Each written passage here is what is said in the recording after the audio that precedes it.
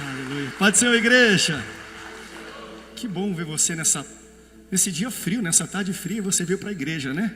É isso aí, tá frio lá em casa, né? Você vem aqui porque o fogo cai aqui, esquenta um pouquinho, tá bom?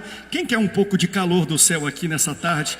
A gente precisa para poder esquentar. Se você quer um pouco, vem em todos os nossos cultos. Durante todo esse mês a gente está celebrando 84 anos da nossa igreja.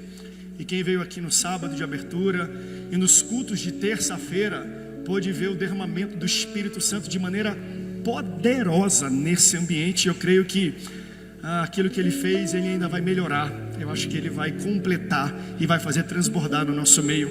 Eu já reitero o convite que a Valéria fez aqui. Nessa próxima terça nós temos o pastor André Matias. Ele estará ministrando aqui, se não me engano, não é isso? Pensa num camarada cheio de unção. Ele prega cruz. Então eu creio que você está convidado. Vem todas as terças que a gente tem essa celebração, que eu tenho certeza que você vai ser grandemente abençoado. Eu quero, só antes da gente abrir a Bíblia, citar também um outro anúncio que foi feito e reiterar. Nessa terça, próxima terça, nós iremos lançar o livro. Coloca aqui o livro do pastor João Vera Pelegrino e do pastor Benício, Até o Fim, 2 Vidas com Propósito. O legado dos pastores João Vera Pelegrino e Benício da Conceição Araújo. Quem escreveu foi a irmã Diana. Ela é casada com o pastor Jefferson, pastores e líderes aqui na nossa igreja. O pastor Jefferson, ele é neto do João Vera Pelegrino. Para você que está nos visitando, o João Vera Pelegrino é o fundador dessa igreja. Há 84 anos atrás, ele iniciou, evangelizou, começou na sua casa. E o que começou na sua casa, com a sua família, se tornou o que chamamos de Assembleia de Deus Missão, em São José dos Campos. Mas pastor, tem um outro pastor ali, é o pastor Benício. O pastor Benício, ele é quem iniciou o trabalho da Assembleia de Deus de Madureira, ou da Adebrais, como hoje ela é estabelecida e existe aqui. Por que dos dois? Olha que interessante. Porque desses troncos saiu um fruto chamado Jefferson e muitos outros. O Jefferson, ele é neto do pastor João Vera e filho do pastor Benício. Então ele é neto de um fundador de uma Assembleia de Deus e filho de outra. Pensa num camarada pasteurizado, é pastor para tudo que é lado na vida desse camarada. Então ele escreveu esse livro e nós vamos lançar porque tem tudo a ver com a nossa história. E por que eu digo isso? Não estão à venda hoje, terça-feira será o lançamento e você poderá adquirir. Mas a Diana mandou antes para mim, eu dei uma lida. E aí eu estava preparando uma mensagem, e no meio veio também o livro. Então hoje eu vou misturar Bíblia com o livro Até o Fim. Eu vou pegar ensinamentos da palavra de Deus e aplicar a esse livro. Hoje nós vamos aprender lições preciosas sobre a trajetória do propósito de Deus na vida de alguém, baseado na vida de Jesus e na vida de João Vera Pelegrino. Então pegue a sua Bíblia e abra em Mateus capítulo 21, a partir do versículo 6. Mateus 21, versículo 6, para quem gosta de anotar. Tem muita gente que anota aqui na igreja. O título dessa mensagem é Toda Missão Tem um Veículo. E nós vamos analisar o veículo que Jesus usou e o veículo que João Vera usou, e quais são os aprendizados que nós temos para a nossa vida no dia de hoje. Mateus capítulo 21, a partir do versículo 6, diz assim: Os discípulos foram e fizeram o que Jesus tinha ordenado. Trouxeram a jumenta e o jumentinho, colocaram sobre eles os seus mantos, e sobre estes Jesus montou. Uma grande multidão estendeu os seus mantos pelo caminho, outros cortavam ramos de árvore e espalhavam pelo caminho. A multidão que ia diante dele e os que o seguiam gritavam: Hosana ao filho de Davi, bendito é o que vem em nome do Senhor, Hosana nas alturas. Se você ama a palavra de Deus, diga Hosana nas alturas. Meus irmãos, toda missão tem um veículo, é o título, porque isso é verdade e precisa ser verdade na sua vida e na minha vida. Cada um de nós temos uma missão. Toda instituição tem uma missão.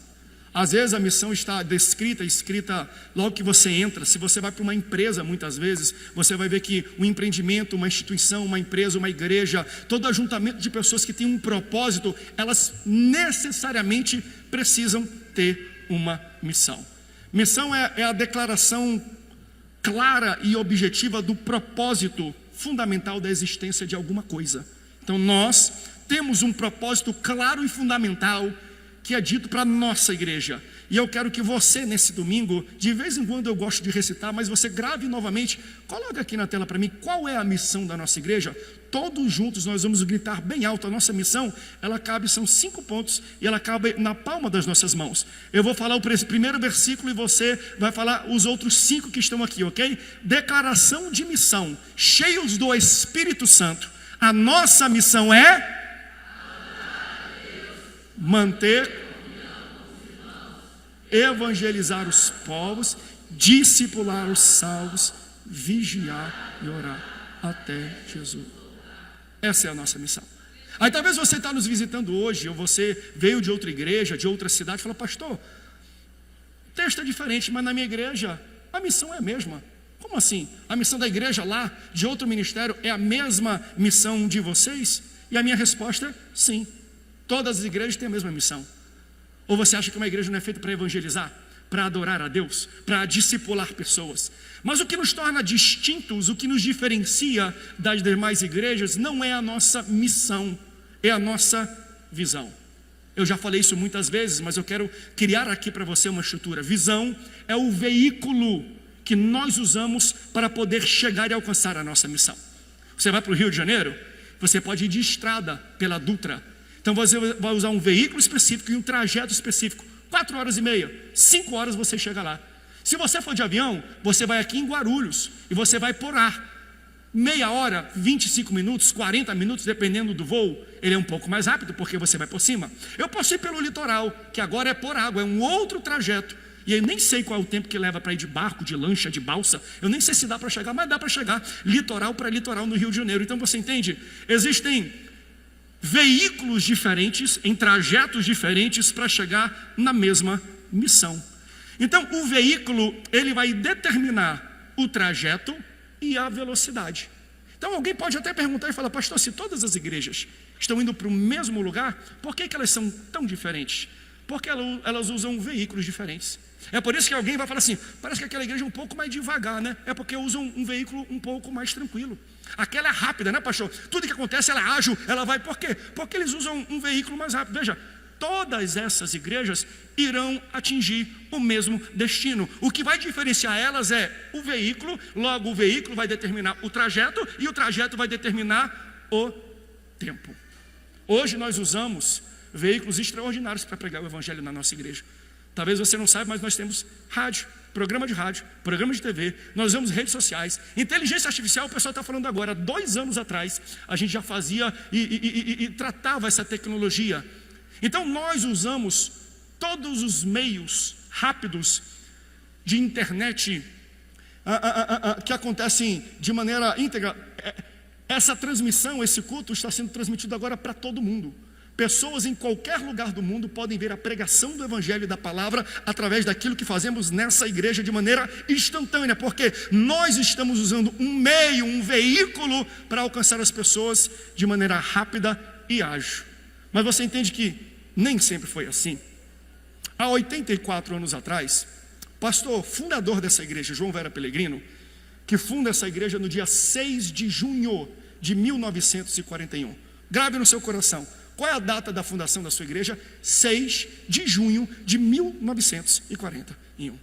Ele começa o ministério missionário, evangelístico dele em 1929. Ele tinha apenas 33 anos de idade.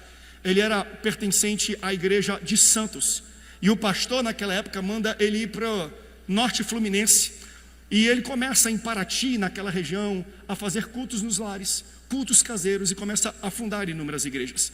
Ele inicia então o ministério dele como membro e crente em Santos. Ele desenvolve o seu ministério naquele local. Logo aos 33 anos ele é enviado para Paraty, para a região do norte fluminense, para abrir igrejas. Depois de estabelecer essas igrejas, ele entrega ao pastor da Assembleia de Deus, que cuidava de todo o estado do Rio de Janeiro, lá em São Cristóvão, no campo de São Cristóvão 338, pastor Gunnar Wingren, um dos fundadores missionários que começou a Assembleia de Deus em Belém do Pará em 1911. E quando ele entrega essa igreja, ele retorna então para a sua base. Qual é a sua base? A Assembleia de Deus em Santos. E ao retornar à sua base, ele recebe uma nova missão do seu agora pastor. Quem era que estava liderando a igreja Assembleia de Deus em Santos nessa época? Daniel Berg. Daniel Berg e Gunnar Wingren são os fundadores da Assembleia de Deus. E depois de fundarem em Belém do Pará, um vai para o Rio de Janeiro e outro vai para Santos. Então ele trabalha, entrega essas igrejas para Gunnar Wingren. E quando ele volta, Daniel Berg fala assim: eu tenho uma missão para você. Você vai subir essa serra aqui e por onde você passar que achar gente, você prega o evangelho, você usa, deixa Deus te usar em curas e você vai estabelecer algum dos seus trabalhos. Então, com 45 anos de idade, ele chega pela primeira vez em São José dos Campos, vindo de Paraibuna. E o transporte, o veículo que ele usa de Paraibuna para chegar em São José pela primeira vez, é um caminhão de leite que distribuía leite de uma cooperativa. Só que quando a gente vê isso, a gente ri, a gente pensa, foi inteligente. Qual era o principal meio, o veículo de transporte que João Vera Pelegrino usava para pregar o evangelho? Era caminhão de leite, pastor? Não, porque não tem frequência. Nem sempre saía. Eu acho que esse dia ele pegou como sorte. Ele viu um caminhão e falou assim: vem aqui, tem um lugar disponível aí, eu vou entrar nesse caminhão, me leva lá para São José. Mas não tinha isso. Qual era o principal transporte dele? Era um jumentinho, como Jesus fez para entrar em Jerusalém? Não. Sabe qual era? O pé. Ele fazia a maioria das suas viagens missionárias a pé. Ele subia e descia essa serra a pé. Era o meio de transporte que ele saía fazendo, abrindo, como nós chamamos lá no norte, picadas no meio do mato. Ele trabalhava e entrava em lugares inóspitos. Ele andava em terras, em ruas de barro que não existiam. Ele passava por longos caminhos. E às vezes quando ele chegava diante de um riacho, de um rio, de uma represa, ele sempre levava, e pastor, onde é que você ouviu isso? Nesse livro, ok? Ele levava um saco plástico, porque quando ele chegava numa represa, num rio, num córrego, ele pegava o sapato dele, pegava a calça, o terno, a Bíblia dele, guardava dentro do saco plástico, e aí botava uma outra roupa que ele trazia para bater no dia a dia, e ele atravessava ou a nado ou a pé, segurando para não molhar a roupa que ele ia usar no culto e nem a Bíblia dele. Aí quando ele chegava do outro lado, ele dava um jeito de se secar, aí colocava novamente a roupa dele, o paletó dele, pegava a Bíblia sequinha para poder pregar o evangelho. Como ele fazia tudo isso? A pé. Ele ia de Paraibuna para São José, porque a igreja de Paraibuna é do nosso ministério, mas ela foi fundada antes de São José, porque na subida era o que ele encontrou primeiro. Ele fundou a igreja de Paraibuna, depois de fundar em Paraibuna, ele fundou aqui. Como ele fazia, pastor, esse trajeto na época dele? A pé. Ele ia de Taubaté a Ubatuba à noite, a pé. Relatos dizem que numa dessas dele de Taubaté para Ubatuba, ele atravessou a madrugada andando, e quando ele chegou, ele andou tanto, era tão difícil o terreno, que os seus pés chegaram ensanguentados, e a pele dele grudava na meia. Quando ele arrancou a meia, a pele do calço, do chão do pé dele assim, saía junto com a meia, porque quando ele pregava o evangelho, o principal veículo que ele usava era o seu pé. Sabe o que eu aprendo com Jesus, no texto que nós vamos abordar, mas com João Vera Pelegrino? Que para eu chegar no destino, eu tenho que estar determinado e tenho que ter disposição a usar veículos incomuns. Às vezes Deus tem um propósito, um projeto para a minha vida, mas o veículo que Ele vai usar é um veículo desconfortável, é um veículo diferente. Veículo incomum representa métodos imprevisíveis, muitas vezes desconfortáveis, que Deus usa para nos desenvolver, para quando a gente chegar no destino, a gente está pronto. Então, se Deus usa o veículo para me preparar, o veículo, ele é importantíssimo para a minha formação.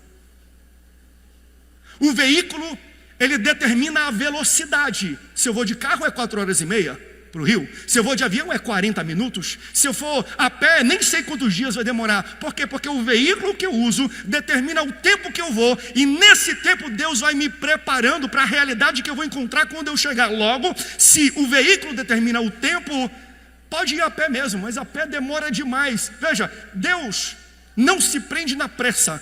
Porque o projeto que Deus tem para você, Ele não quer que você chegue rápido. Ele quer que você chegue pronto. Então pode ir a pé mesmo, porque quando você chega lá, você tem que estar preparado para a realidade que você vai encontrar. Então Deus, de maneira provisional, Ele coloca para você veículos desconfortáveis, porque Ele vai usar o veículo para te preparar para o seu destino. O teu veículo e o trajeto que você está indo para alcançar o chamado de Deus na tua vida, eles fazem parte do preparo de Deus. Rapidez não é o objetivo do desenvolvimento. Deus não quer que você chegue rápido, Deus quer que você chegue pronto. Porque nesse tempo de trajeto Ele vai podando, Ele vai te melhorando, Ele vai te ensinando, Ele vai te amadurecendo para você chegar condicionado às condições que você vai encontrar. A prova que Deus usa veículos incomuns é que João Vera Pelegrino viajava a pé. Ele nadava e botava num saco plástico para não molhar a roupa. E que Jesus, quando chegou para Jerusalém, no domingo de Ramos, Ele não chegou numa entrada triunfal com carruagens, tipo aquela que a gente gosta de ver do Aladim, não tem? Que o gênio vai lá e faz toda aquela festa de dançarinos, de macaquinhos, e aquela música é muito boa. Jesus não entrou assim lá. Jesus não tinha um gênio da lâmpada para ter uma entrada triunfal. Jesus entrou para começar a cumprir o seu destino num jumentinho. Ele chega ao seu destino usando um veículo incomum, desconfortável. Então veja, esse relato não é apenas uma descrição de um momento do ministério de Jesus. Isso aqui é uma descrição de um modelo para mim e para você.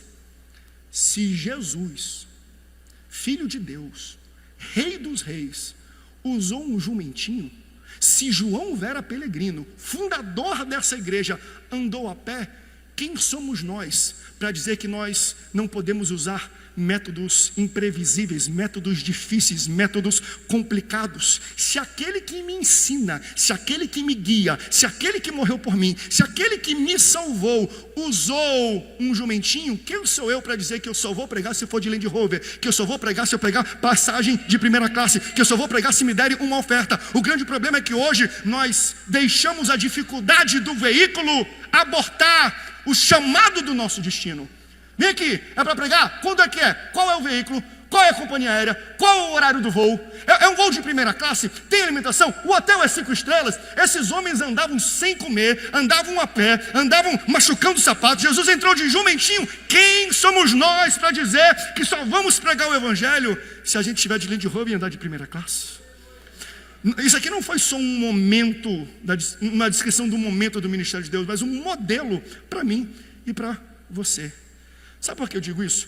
Porque existem muitas pessoas hoje, que eu até acompanho, jovens pregadores, que Deus está começando a dar notoriedade para ele, mas que não conseguem atingir plenamente o destino do seu ministério e o propósito, não por causa do trajeto, mas por causa do veículo. Sabe, o diabo começa a usar a dificuldade do veículo para abortar a missão. E Deus quer usar a dificuldade do mesmo veículo para te lapidar para a missão. Por que é tão difícil para mim? Por que isso não está virando para mim? É que Deus está te lapidando, Deus está te preparando, Deus está te forjando. Não reclama do veículo e da metodologia de Deus, porque quando você chegar no seu destino, você vai precisar desse aprendizado. Aleluia! Veja, irmão, para onde Deus está te transportando requer desenvolvimento. E para isso Ele vai usar jumentinho, e para isso Ele vai usar o teu pé, para isso Ele vai usar metodologias desconfortáveis e incomuns. Mas isso é providencial para te deixar pronto. Ou seja, a condição do seu veículo te condiciona para o teu destino. Vou repetir isso. A condição do teu veículo te condiciona para o teu destino. Se hoje a condição do teu veículo é péssimo, é porque o teu destino vai ser duro. E quando você chega lá, o veículo te preparou. Se hoje a condição do teu veículo é complexo, é porque o teu campo de atuação também será complexo. Então as condições te condicionam para quando você chega lá, você vai entender plenamente qual é a realidade do chamado que Deus tem para a tua vida. Porque Deus podia teletransportar? Não podia não? João Vera, vem aqui, já abre aqui, abre daquele jeito. Não, João Vera, vai andando. Por quê? Porque o trabalho de São José não vai ser simples, não vai ser fácil, vai ser duro. E no trajeto eu vou te ensinar. Tu vai ficar reclamando de madrugada, vai sair a pele do teu pé de madrugada, mas quando você chegar lá e enfrentar uma dificuldade, olha para trás. Rapaz, eu já perdi a pele do pé. Rapaz, eu já passei fome para estar pregando. Esse problema é pequeno demais, porque o trajeto me forja para enfrentar as condições da minha missão. Então, o meu veículo já prenuncia as condições que eu vou enfrentar. Se você está atrás, está perseguindo algo e você está falando, rapaz, está difícil. você vai enfrentar barreira, você vai enfrentar guerra, você vai enfrentar a luta, mas não anda para trás não, porque esse veículo vai te forjar, esse veículo vai te deixar forte, esse veículo vai te deixar preparado. Sabe por que muitos pastores abortam a sua missão, desistem do pastorado?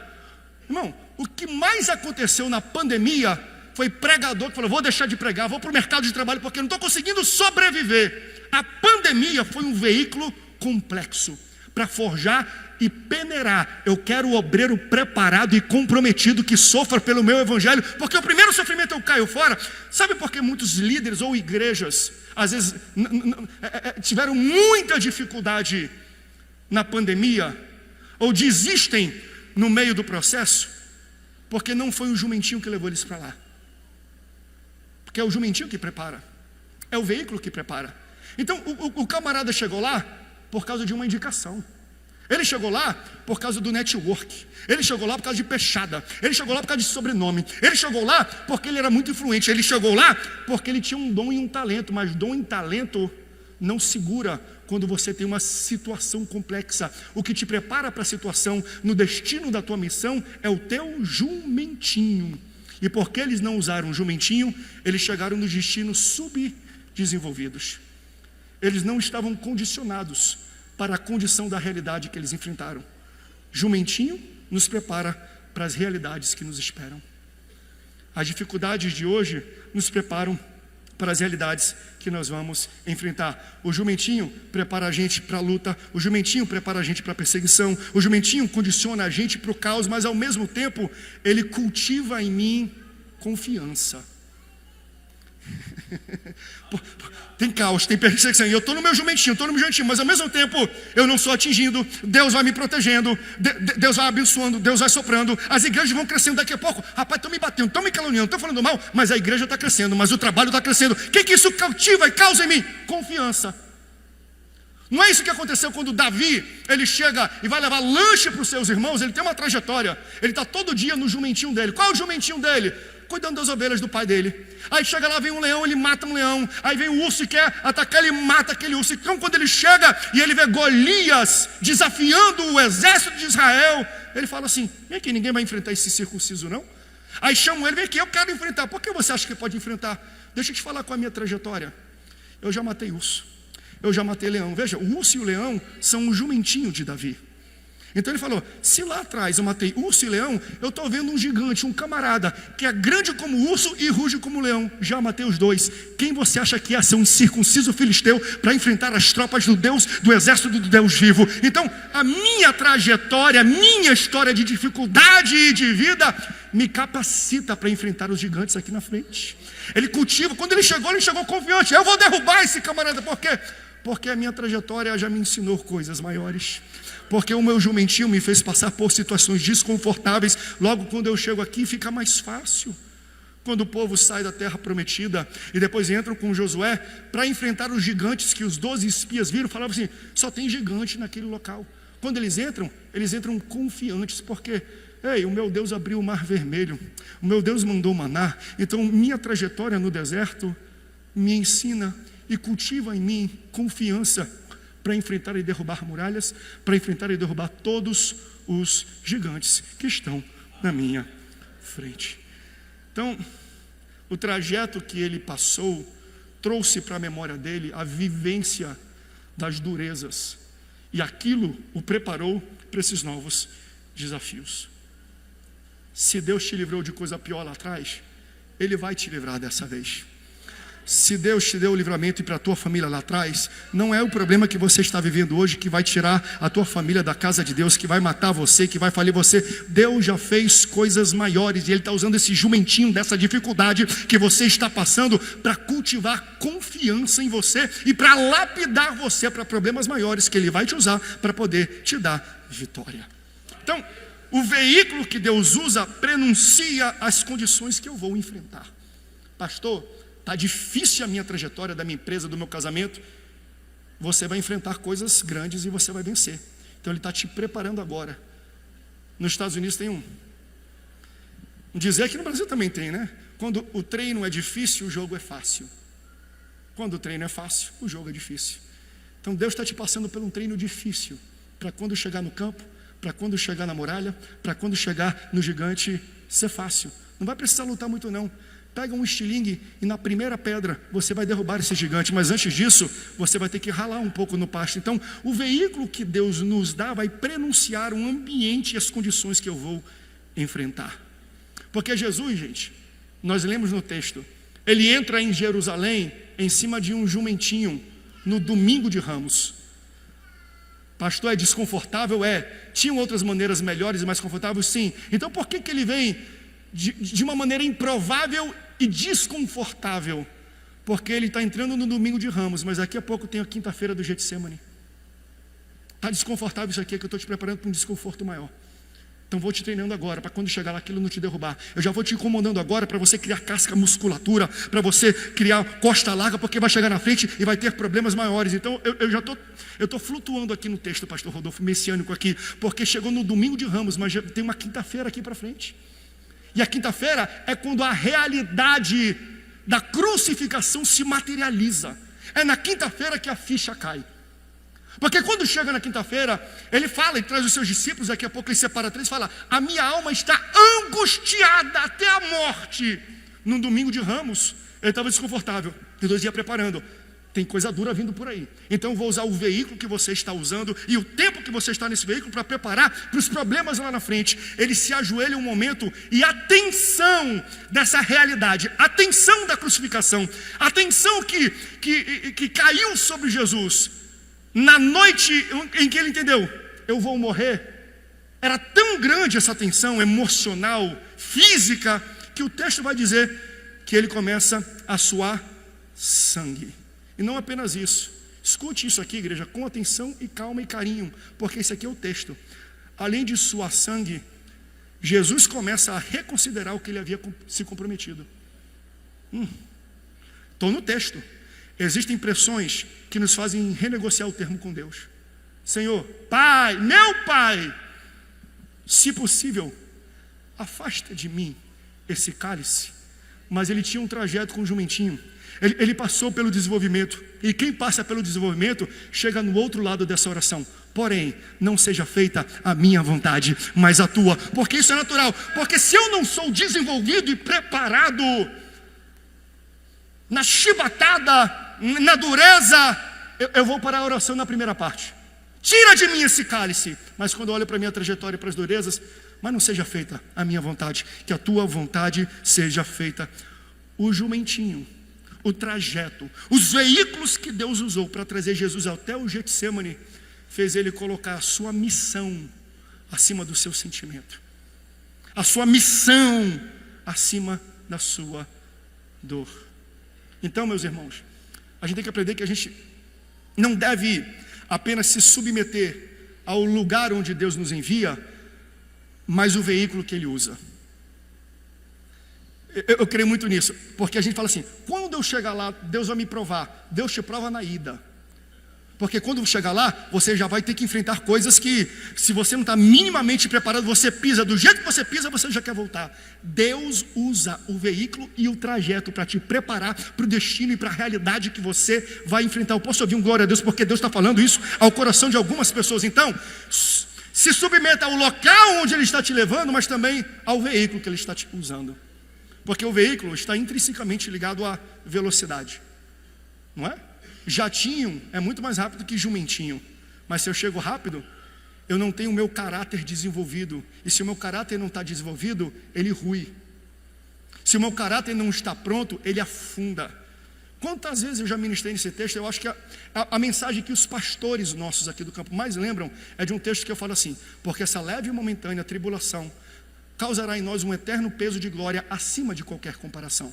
Então ele está falando do tempo de tribulação. Qual é o tempo momentâneo e qual é o peso leve? E a glória, ela é pesada e eterna. Não que ela seja ruim, mas ela pesa. Então, se o meu caráter não foi desenvolvido durante a leve e momentânea tribulação, quando a glória vier, ela me esmaga e acaba comigo. Então o trajeto me prepara para eu colocar a minha dor em segundo lugar e submeter o meu talento, o meu dom, o meu chamado ao que Deus tem para a minha vida. Isso acontece com Jesus no Getsemane. Porque quando Ele está ali, vem os guardas, e aí Pedro pega a peixeira dele, vai para cima, ele corta a orelha de um religioso, oficial religioso ali. Aí Jesus para, coloca a orelha de volta no camarada e fala assim: Pedro, para. Pedro, deixa eu falar uma coisa para você, Pedro. Você acha que se eu quisesse, estalasse o dedo, meu pai não enviaria para mim aqui legiões de anjos para me dar livramento? Eu tenho poder para me livrar de maneira rápida.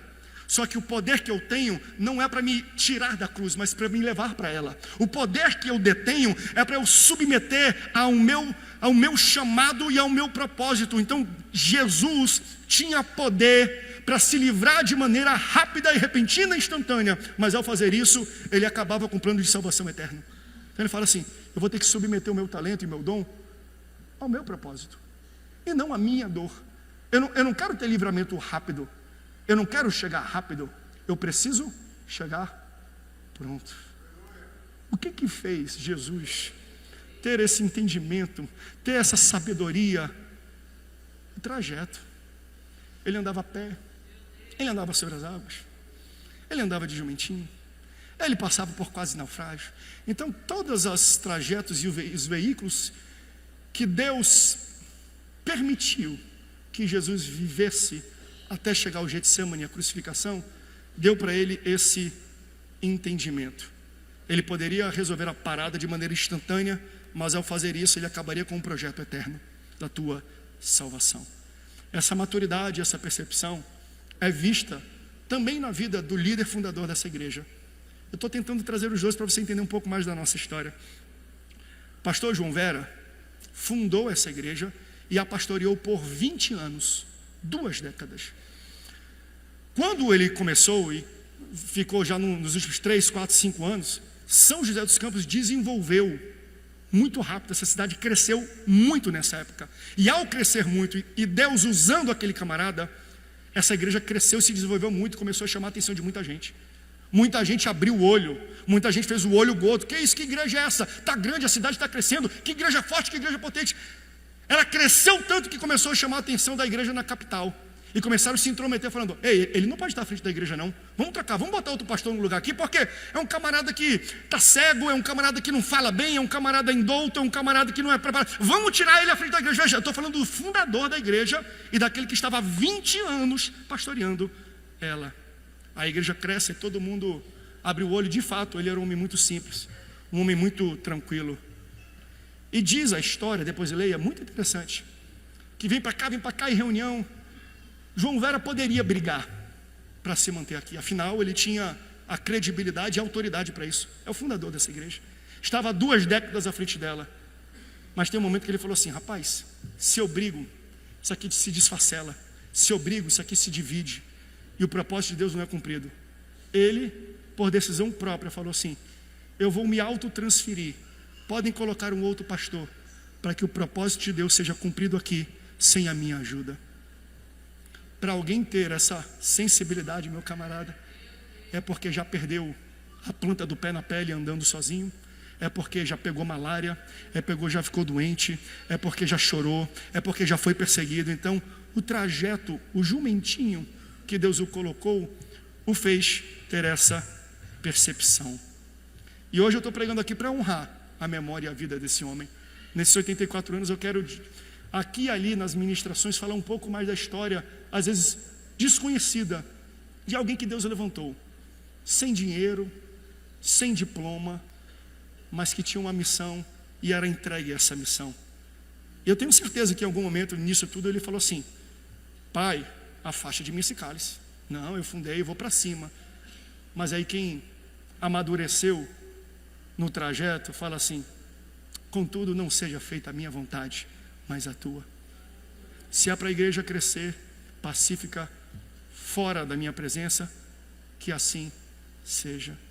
Ele foi transferido para Itararé e a igreja deu a sua. Então, meus irmãos, Jesus nos ensina que nós vamos andar de jumentinho, mas ele ensina também como a gente deve andar de jumentinho. E aqui eu quero traçar 2 pontos para finalizar essa ministração. Quem está sendo abençoado e está aprendendo um pouco mais dessa igreja aqui? Então Jesus vai falar assim: eu andei de jumentinho, você também vai. Mas tem algumas coisas que vocês vão ter que aprender ao estarem no jumentinho, ao estarem sendo levados por um veículo desconfortável, um veículo incomum. Primeiro, administre a expectativa das pessoas. Ao você ser levado para algum local, estar em algum local, aprenda a administrar isso. Porque quando Jesus entrava no jumentinho em Jerusalém, as mesmas pessoas que tinham ramos de palmeiras falando Hosana ao filho de Davi, Hosana ao rei, falando isso no domingo, na sexta-feira, os mesmos, na mesma semana, falaram crucifique-o. Por quê? Porque essa situação ilustra que essas pessoas estavam louvando a Jesus baseadas nas expectativas equivocadas. Porque elas esperavam que Jesus viesse e tomasse o trono como líder político. Mas ele não veio para tornar o trono como líder político. Ele veio para entregar a vida numa cruz, como um cordeiro. Então, ao colocar sobre Jesus uma expectativa que o próprio Jesus não criou nelas, elas se zangavam contra Jesus. Todos queriam. Quando é que tu vais, Senhor, restaurar o teu reino? E aí Jesus não correspondia à expectativa dessas pessoas, e elas ficavam zangadas com ele. Então você entende que pessoas vão nos crucificar porque nós não nos tornamos algo que a gente nunca prometeu ser. Jesus nunca prometeu ser um líder político. Por várias vezes ele falou, não, o meu reino não é desse mundo. O meu reino não é desse mundo. Vocês podem, olha, vão destruir esse templo e eu reconstruirei em 3 dias. Ele já vinha prenunciando aquilo que ele vinha fazer, só que as pessoas não entendiam e colocaram nele uma expectativa que ele não ia cumprir, e por causa disso falaram, crucifique-o. Aleluia. Que a expectativa dos outros sobre a nossa vida não nos pare de cumprir o propósito de Deus. Que pessoas que se levantam para falar mal ou se opor ao teu destino não faça você parar. Esse livro vai contar a história do irmão Vicente. Vicente era um camarada que odiava crente. E esse camarada um dia pegou um tijolo. O pastor João Vera estava pregando pelos vilarejos, pelas ruas e pelas casas. Ele pegou um tijolo e jogou na cabeça do João Vera e atingiu o João Vera. O que o João Vera fez? Ao invés de levantar e amaldiçoar o camarada, ele falou assim, ó, é quase uma maldição que ele falou. Ele falou assim, ó, eu quero te abençoar, já que você jogou um tijolo na minha cabeça, um dia você que vai pregar, você vai ser pastor e alguém vai jogar um tijolo na sua cabeça. Eu não sei qual é o pior, o tijolo na cabeça ou ele se tornar pastor. Tempos depois, a mãe dele fica doente, João Vera é chamado, entra na casa da mãe dele, ela é curada através da intervenção de Deus na vida de João Vera. Naquela casa, naquele momento, ele aceita Jesus, ele começa a pregar e ele se torna um grande pastor. O que acontece no futuro? Uma outra pessoa joga um tijolo na cabeça dele porque ele estava pregando a palavra de Deus. Aleluia. Ele podia estar amarrado, ser um circunciso filisteu e tudo, falando, não, eu te abençoo em nome de Jesus. Meu irmão, quando jogarem pedra na gente, fala, Jesus vai te salvar, vai salvar a tua família, um dia você vai experimentar daquilo que você está fazendo. Não é aquilo que Deus fez com Saulo? Aleluia, que perseguia cristãos e se tornou o maior apóstolo, escreveu metade do Novo Testamento. Aconteceu com Saulo? Aconteceu com João Vera. Pessoas vão querer te atingir com um tijolo por você não se tornar algo que você nunca disse que seria. Não deixa isso te afastar do teu propósito. Não deixe pedras, não deixe tijolos, pelo contrário, responda com amor e com propósito. Toca bem baixinho aqui para a gente aterrissar esse avião. Ao andar no jumentinho, a gente precisa administrar as expectativas das pessoas, mas ao mesmo tempo a gente precisa ter uma certeza que Deus é preciso nas suas profecias e promessas. Acredite na precisão da profecia. Mateus vai dizer nesse mesmo texto, se você continuar lendo, que Jesus ele entra de jumentinho para se cumprir o que o profeta havia dito. Qual profeta? Zacarias. Zacarias capítulo 9. Segura essa, igreja, olha que coisa linda. Versículo 9, capítulo 9, versículo 9 fala assim: alegre-se muito, cidade de Sião, exulte Jerusalém, eis que o seu rei vem até vocês. Ele vem justo e vitorioso, ele vem humilde e montando num jumento e num jumentinho, cria de jumenta. Deixa eu repetir essa última parte. Ele entra e ele vai até vocês como um rei humilde, mas ele vem montando um jumentinho acompanhado de uma jumenta. Primeira coisa que a gente precisa prestar atenção aqui, ele profetizou isso aqui 500 anos antes de Jesus entrar lá. Porque quando Deus promete, Ele zela para a sua palavra para a cumprir. E quando Ele cumpriu, quando aconteceu a profecia, aconteceu exatamente, precisamente como Jeremias havia profetizado. Porque quando Jesus entra, e você vê lá em Mateus no seu texto, quando Jesus entra, embora nos desejem ver Jesus só num jumentinho, mas Mateus e Zacarias dizem, ele vai entrar montado num jumentinho e uma jumenta. Uns vão dizer que é a mãe do jumentinho para ele ficar mais calmo, não sei. Não sei qual é a explicação, mas Zacarias falou, vai ser um jumentinho e uma jumenta. Aí o texto nós lemos, e ele entra com um jumentinho e com uma jumenta. Aleluia! Você entende isso? O que Deus tem para você é um jumentinho e uma jumenta. Mas pastor, eu estou olhando ao redor, só tem um jumentinho. Se só tem um jumentinho, é porque a palavra dele ainda não se cumpriu completamente na sua vida. Porque quando ele abre a boca dele, ele cumpre a palavra dele de maneira precisa. As promessas de Deus são precisas.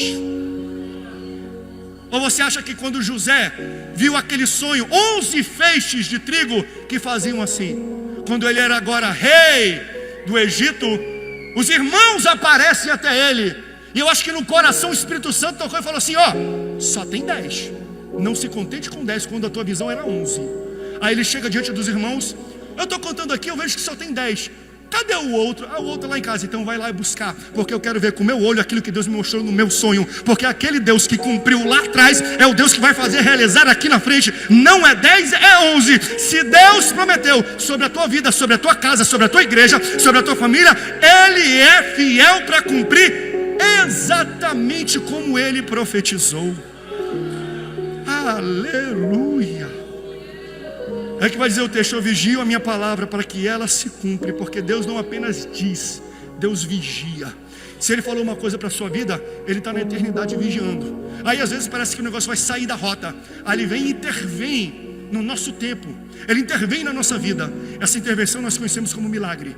Aí Ele vem, intervém, e depois Ele volta para a eternidade, continua. Daqui a pouco o negócio desanda, e Ele pega e intervém novamente. Milagres, prodígios, maravilhas, sinais. Ele pega para quê? Porque aquela minha palavra não vai sair da rota. Eu zelo e protejo a minha palavra para que ela seja cumprida. O que Deus te prometeu? Baseado no que eu aprendo com Jesus, com João Vera, com José, com Davi, eu posso citar comigo. Se Deus te prometeu, meu irmão, a promessa é precisa, a promessa é exata. Precisão da profecia é o que aconteceu na vida do nosso fundador, pastor João Vera. Quando chega aos 31 anos de idade, não é crente e é gago. Aí a esposa dele, a irmã Helena, fala assim, já era crente, fala assim, João, eu vou profetizar sobre a tua vida, João, e eu quero fazer da profecia dela profecia para a vida de muitas pessoas aqui. Fala assim, João, se tu for para a igreja entregar a tua vida para Jesus, Ele vai te curar da tua gagueira. Olha, ele vai para a igreja, aceita Jesus, o que acontece? Curado da gagueira. 33 anos, 2 anos depois, já crente, ele está acamado, enfermo, quase morrendo com malária. Aí ele fala assim, Deus, se tu me levantar, se tu me curar aqui, eu vou entregar a minha vida para servir na tua obra. E a história relata que ele teve um sonho. No sonho apareceu um homem de branco e fala assim, como é que é a tua oração? Eu vou entregar. Então levanta que tu está curado. Começa a tua missão agora. Entrega a tua vida para a minha obra. Ele levantou no outro dia curado. E a minha pergunta é, entregou ou não entregou a sua vida para essa obra? 84 anos depois, uma igreja frondosa, uma igreja que Deus vem zelando pela palavra que deu lá atrás. Lá atrás Ele deu a palavra, aí depois vem na frente. Talvez eu não fale na ordem certa, mas veio Paulo Santos, veio Aristóteles, veio o pastor Celari, veio o pastor Samuel, veio o pastor Felipe, chega aqui. Veja, a que foi dada lá atrás, Deus está zelando. Essa igreja é um compromisso, é uma promessa. Essa igreja é uma visão que Deus tem para essa cidade, e Deus zela pela sua palavra para a cumprir, porque Ele é preciso. Fique de pé, por causa do meu tempo. Duas coisas acontecem aqui, e vamos falar a verdade, a ordem dos fatores aqui não altera o produto. Eu quero fazer uma oração para dois tipos de pessoas, 2 cenários. Primeiro aqui a irmã Helena falou assim, João, se você entregar a sua vida para Jesus, Ele vai te curar. Então tem gente que chegou aqui nessa tarde que nunca entregou a vida para Jesus. Se você entregar a vida, e aqui eu estou com o Espírito que impulsionou Maria Helena a dizer isso, é o Espírito que está dentro de mim para dizer para você: apresente para o Senhor Jesus nessa tarde qual é a tua causa e entrega a tua vida aqui, que Ele vai curar, que Ele vai dar um jeito, que Ele vai abrir uma porta, que Ele vai resolver. Entrega a tua vida que Jesus te cura. Aí lá está acamado, isso é Maria, a esposa dele, Maria Helena, ou Helena Maria, perdão.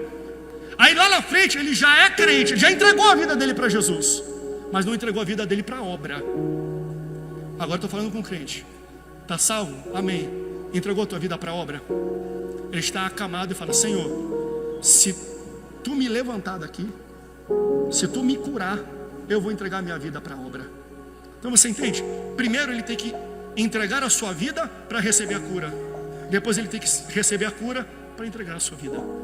A ordem dos fatores não altera o produto. Eu quero ministrar, orar e profetizar sobre duas pessoas. Primeiro, se você nunca tomou a decisão de aceitar a Jesus, coloca no teu coração: qual é o voto? Qual é a promessa? Você quer cura onde? Quer transformação onde? Vem aqui para o altar, entrega a sua vida para Jesus e fala: Jesus está aqui, eu estou entregando a minha vida, eu estou te apresentando a minha causa. O mesmo Jesus que curou a gagueira instantânea de João Vera pode te curar, pode abrir a porta e pode fazer algo na tua vida. Eu creio, porque nós estamos debaixo dessa mesma palavra e da mesma unção. Ele não muda, é o mesmo Deus de João Vera, o mesmo Deus de Helena, é o Deus que está aqui. Entrega a sua vida para Jesus e apresenta: Deus vai cuidar de você. E tem um segundo, para quem já é crente, mas você está muito confortável e sentado. Deus quer te dar um veículo um pouco desconfortável para te preparar, porque você entregou a sua vida para Jesus, mas não entregou a sua vida para a obra de Deus. Falou: Senhor, se tu me levantar daqui, eu vou servir na tua casa, na tua obra, com o que eu tenho. Se tem uma ou outra pessoa, eu vou pedir que você saia do seu lugar e venha aqui à frente. Eu não vou perguntar se está aceitando a Jesus, não fica com vergonha não. Se você precisa de um milagre, de uma intervenção divina e aceitar a Jesus, Jesus vai cuidar. E se você precisa de algo diferente, falar: eu quero entregar minha vida para fazer mais para a obra de Deus, eu tenho um chamado, pastor, está estancado esse chamado. Saia do seu lugar, venha à frente. Deus tem intervenção para a tua vida. Tem alguém? Tem alguém nessas condições? Alguém que quer entregar a sua vida para Jesus, mas apresentar para Jesus uma causa. Mas também tem uma outra pessoa que fala assim: Senhor, eu estou com uma causa complexa, me cura, me ajuda, resolve isso, que eu vou me entregar para a obra. Saia do seu lugar, vem até aqui à frente, que Deus vai fazer coisas grandiosas. As primeiras pessoas já estão à frente. Cadê? Tem mais gente.